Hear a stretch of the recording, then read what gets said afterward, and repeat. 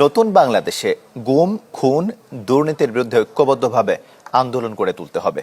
সোহরাওয়ার্দী উদ্যানে জামায়াতের সমাবেশে অংশ নিয়ে কথা বলেন এনসিপি, ইসলামী আন্দোলন, গণ অধিকার পরিষদ সহ আরও কয়েকটি দল ও ছাত্র সংগঠনের নেতারা।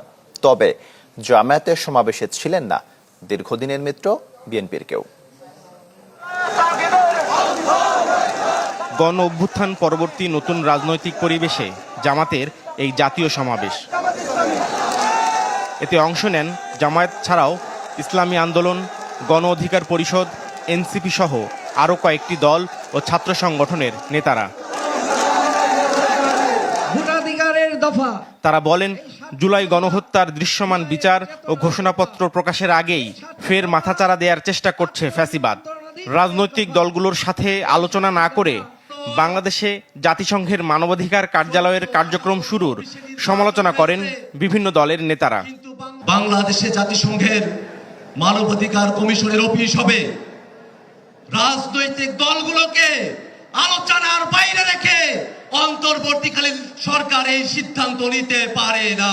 ৭২-এর মুজিববাদী সংবিধানকে একপাশে রেখে কোনদিন এই বাংলাদেশপন্থী বাংলাদেশ সম্ভব নয়। এই গণ অভ্যুত্থানে আমাদের অংশীজনেরা মজলুম রাজকে উৎফুল্ল অহংকারী হয়ে জালিম হয়ে উঠছে।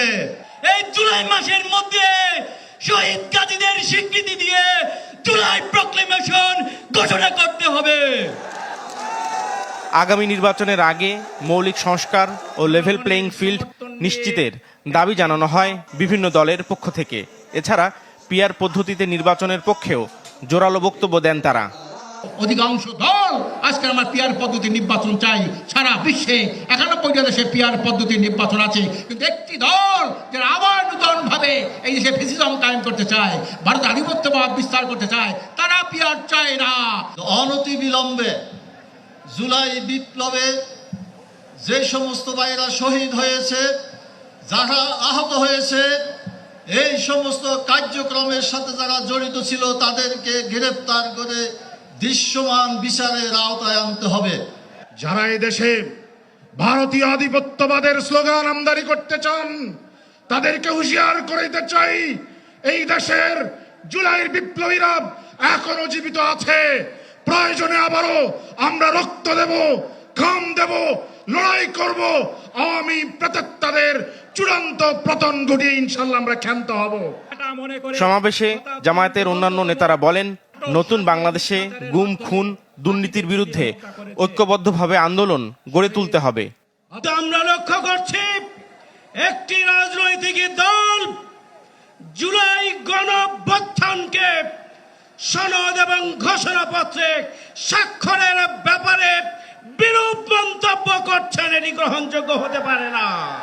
নির্বাচনকে যদি কালো টাকা, ফ্যাসিবাদ, নমিনেশন বাণিজ্য এবং মানুষের ভোটাধিকারের নিশ্চয়তা দিতে হয়, পিআর পদ্ধতি ছাড়া কোনো উপায় নাই, বিকল্প নাই, বিকল্প নাই, কোনো বিকল্প নয়। তবে জামায়াতের এই জাতীয় সমাবেশে দেখা যায়নি তাদের দীর্ঘদিনের মিত্র বিএনপির কাউকে। নাফিউল ইসলাম লিংকন, চ্যানেল 24, ঢাকা।